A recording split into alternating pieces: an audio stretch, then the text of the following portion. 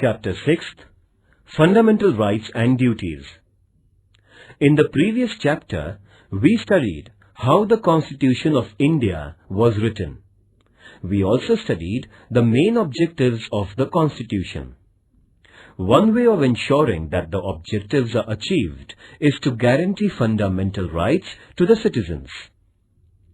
In this chapter, we shall study the rights included in the Constitution and why they are important.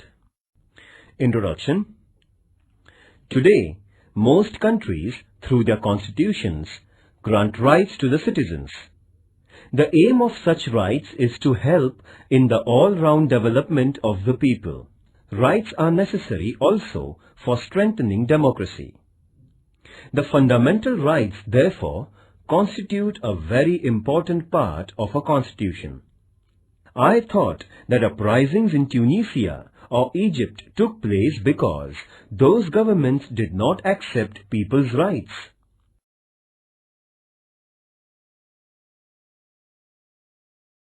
A. What is a right?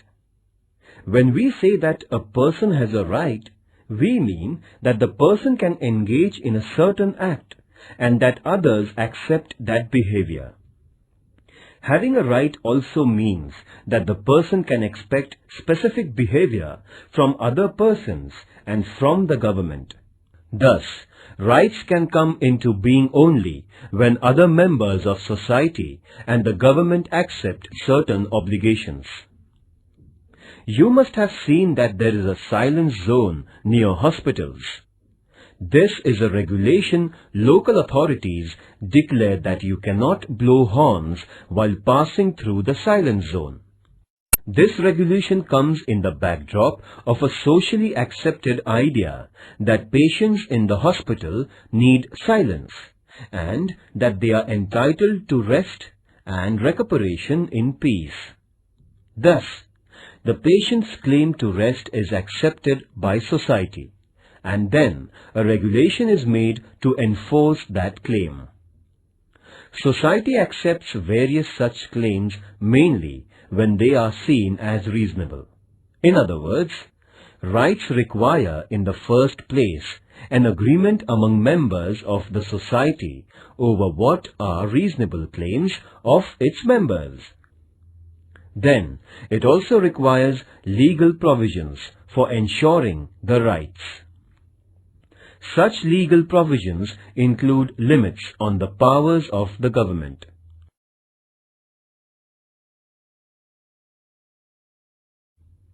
As you will learn later in Standard 10th, limits on the powers of government are seen as an important component of democracy. By agreeing to have limits on the government, a society ensures democratic government. When there are no limitations on government's powers, there is no democracy. I had heard of this word democracy, but did not know that it was related to rights. Must find out the rights of people in different democracies. When we say that we have freedom of speech, it means that other people around us also have the same right, and we all agree that we can freely express our opinions. Then, there must also be legal provisions for protecting the freedom of speech. There must be provision that police or any other government officers cannot unnecessarily restrict our right to express our views. In this sense, rights imply limitations on the powers of the government. By granting rights to citizens, governments agree to limit their powers. Read newspapers of 1 week. List the new items that are against the government or critical of the government or some leaders.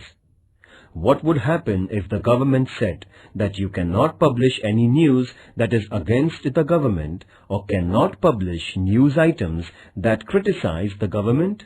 By allowing publication of news opposed to it, the government accepts certain limitations. This is also known as freedom of the press. This freedom is part of a freedom of speech.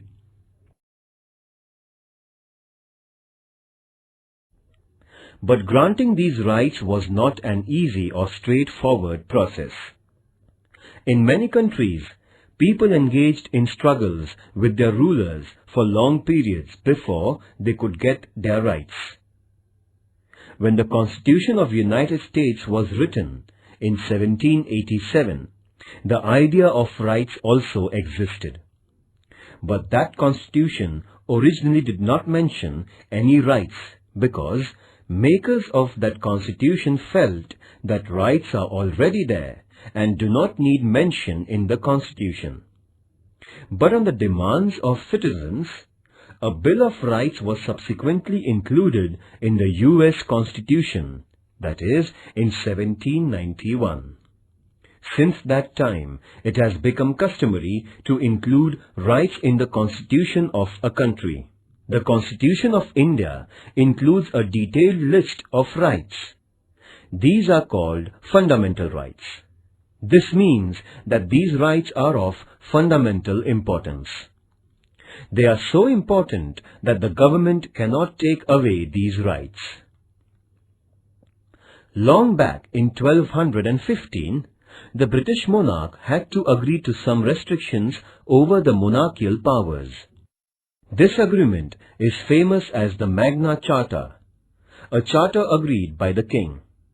Even after this, there were many struggles in England between the people and the monarch. Those struggles resulted into many more limits on the powers of the king or queen. Ultimately, these struggles led to democracy and acceptance of citizens' rights. In 1776, the American people declared their independence from England. That declaration is known as the Declaration of Independence, in which it was asserted that certain rights of human beings were inalienable, meaning that nobody could take those rights away. Similarly, the French Revolution of 1789 also underlined the importance of rights through the Declaration of Rights of Man and of the Citizens. The French Revolution led to abolition of the monarchy and the rise of democracy in France. In what way rights are related to democracy?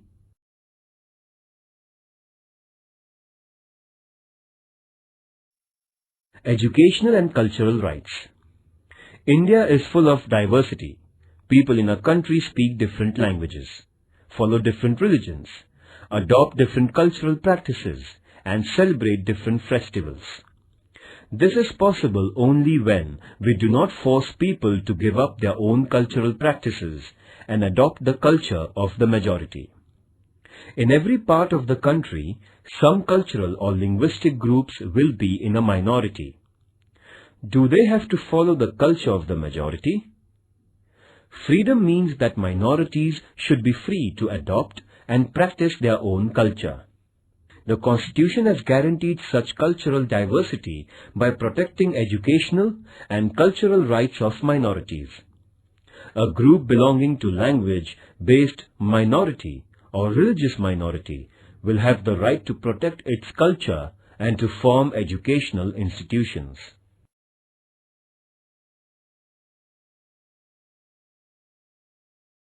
B.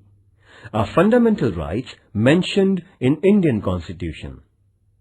Even before India became independent, our leaders were aware that a future India must respect rights of citizens and that there must be a guarantee of those rights. When India was under British rule, Motilal Nehru, who was president of an all-party committee, demanded that the government must adopt a Bill of Rights, that is, in 1928. Before Motilal Nehru, Lokmanya Tilak had declared that Swaraj was my birthright. And before Lokmanya Tilak, Mahatma Phule had recognized the importance of education and equality as rights of human beings. These ideas form the origin of our rights today in free India. There is a separate part of the Constitution of India where fundamental rights are mentioned. These fundamental rights include liberty, equality, right against exploitation, right to freedom of religion, cultural and educational rights, and right to constitutional remedy.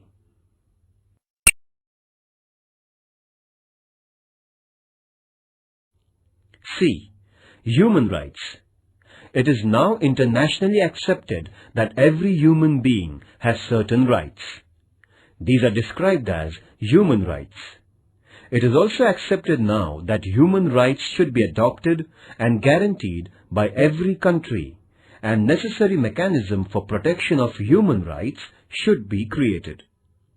In the year 1948, the United Nations adopted the Universal Declaration of Human Rights, 10th December 1948.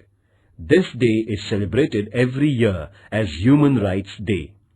Later, in 1966, the General Assembly of United Nations adopted the International Covenant of Economic, Social and Cultural Rights, and many countries have signed that agreement. According to the international norm, India has created the National Human Rights Commission in 1993. The Universal Declaration of Human Rights lists many important rights. These include individual freedoms such as freedom of speech, movement, etc., right to equality, cultural rights, and freedom of religion. Besides this, Declaration also includes wide-ranging rights such as right to work, right to rest and leisure, right to education, etc. The purpose is to ensure a balanced development of every individual and ensuring equal worth of all persons. Dignity and justice for all of us, this is the motto of the Universal Declaration of Human Rights. Activity. Using Internet, find out countries that have adopted the Declaration of Human Rights. For information about the number of countries that have signed the International Covenant, access the UN website.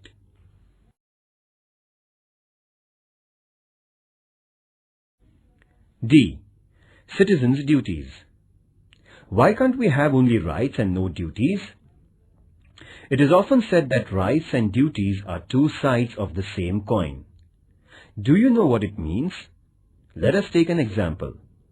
Right to equality means that men and women must have equal status and equal treatment. Does this happen in real life? Unless all members of society respect this right and fulfill the duty of treating women as equal, this right will never fully come into being. Therefore, it is the duty of every citizen not to engage in domestic violence against women and to oppose ill treatment of women, because women are not treated equally and practice of female foeticide is prevalent. Is it not a duty to respect women as equal citizens? You will now understand why duties are important for the fulfillment of rights. Just as society must respect our rights, society expects that we accept certain responsibilities as our duties. Some duties are listed in the Constitution as a fundamental duties. These include to respect the Constitution, to respect national flag and national anthem, to protect the country, to adopt a feeling of brotherhood towards all citizens of India, to protect the environment, to adopt a scientific approach, etc. Is there punishment if these duties are not performed? Ecological balance. Human beings are dependent on environment for air, water, trees and minerals. If we use these natural resources indiscriminately, that leads to environmental degradation. Our present generation may be happy to use as many trees as it can cut down, but what will happen to later generations? Already, over-exploitation of natural resources is leading to crises such as drop in rainfall, rise in temperature, and many other environmental hazards. This only shows the importance of duties, It is not our duty to use the natural resources carefully? Think of others and think of our future generations. Activity. Obtain a copy of the Constitution of India and make a list of fundamental duties. Discuss in your class why these duties are important. I can now see the link between rights and duties. Unless we are bound by the duty to protect our environment, how can later generations enjoy the benefits of forests and fresh air and other natural resources?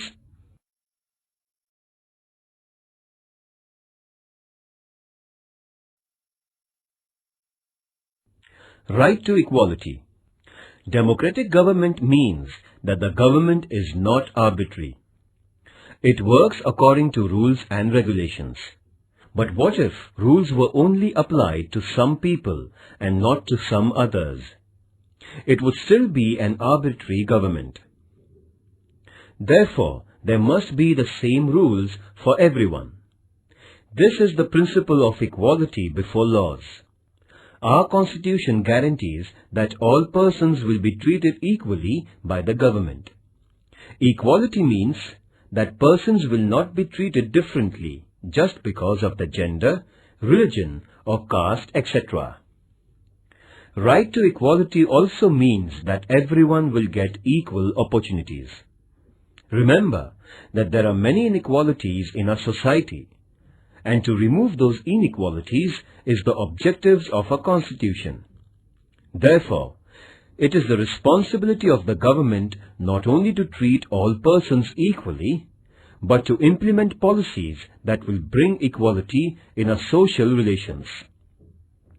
You may have heard about reservation of seats in school and college admissions for women or persons of weaker sections. This is an example of government's efforts to bring equality. Right to equality does not mean only equal legal treatment.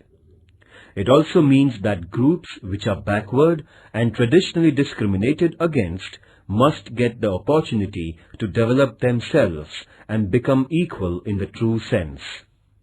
Thus, right to equality puts a responsibility on the government to remove injustice and inequality.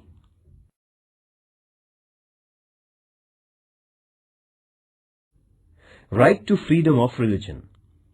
In India, people follow different religious practices, but the government does not support or oppose any religion. Every person is free to follow any religion and pray according to her or his religion and also propagate their religion. The government will not differentiate between persons of different religions only on ground of their religion. And because there is no religion which is the official religion of our country, government or government-aided institutions will not force us to follow any particular religious practice. Government also does not itself preach any religion or give religious education in schools aided by it.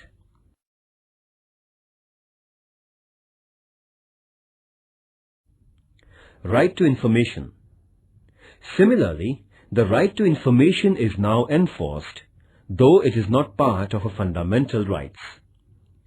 Citizens cannot judge the government if they do not have enough information. Therefore, of late, it has been accepted all over the world that democracy means citizens' right to get the information from their government. This is known as the right to information. After the efforts of the senior social activist Anna Hazare and his followers, right to information was passed by the Government of India.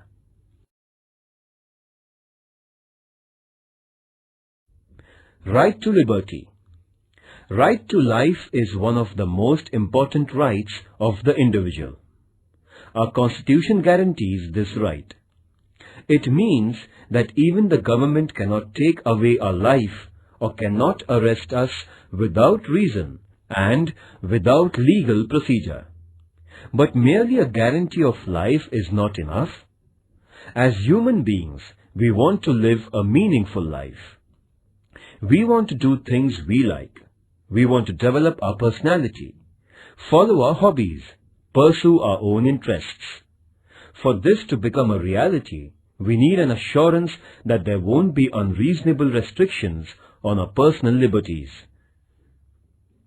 Freedom of speech is one of the most important personal liberties. Besides, we have the liberty to form associations and organize meetings. We also have the freedom to move freely in different parts of the country and reside anywhere in the country. And we have the freedom to undertake any profession or business of our liking.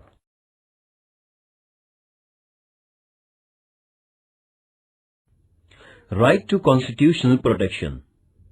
So far we listed the rights guaranteed by the Constitution. But what do we mean by guarantee? If our right is violated, we can go to the government for protection. But what will happen if some officer or the government itself violated or did not respect our rights? In such situation, we have the right to move the courts. This is also called as right to constitutional remedy. Court will decide if the government has wrongly interfered with our rights, and if so, ask the government not to do so. Judiciary is the protector of our rights. This provision makes our fundamental rights truly guaranteed. First, what is the importance of right to equality? Second, why is the right to constitutional remedy the most important right? Activity. Imagine we had right to liberty but not the right to equality. What would be the result?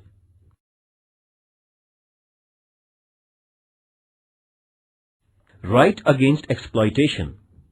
Both liberty and equality will be violated if some people are forced by others to undertake some work against their wishes.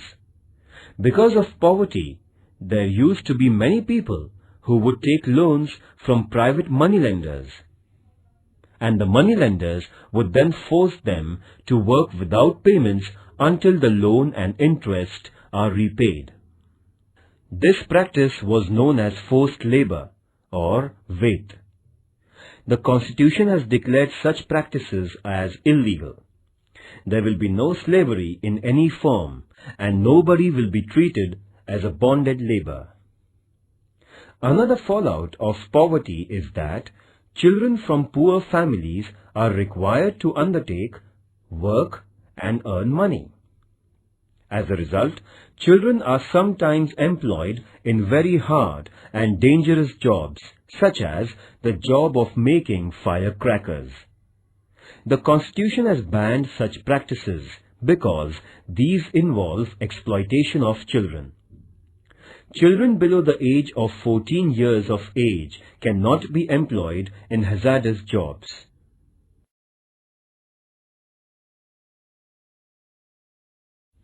Positive and negative rights. Rights are necessary for our personal development.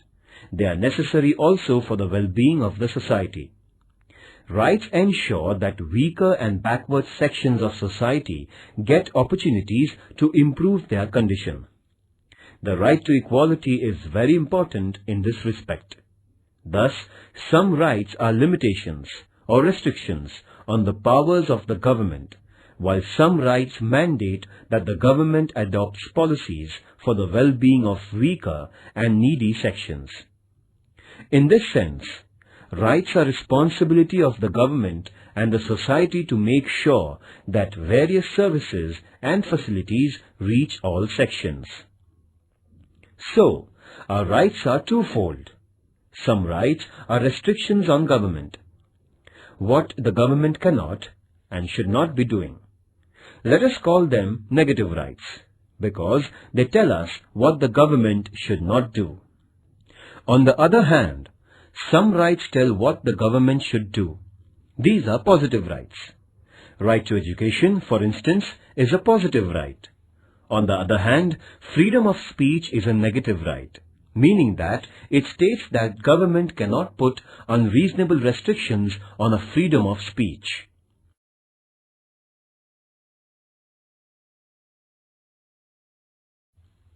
Other rights. The idea of rights does not stop only at fundamental rights. For instance, we know that citizens of India enjoy the right to vote. This right is not listed in fundamental rights, but it is part of our constitutional rights. Even after the Constitution was written, the scope of our rights has been expanded. For example, we now have the right to education. Under this right, all children between the age of 6 and 14 are entitled to education. Activity. Collect the information about right to education. Discuss in your class the importance of right to education.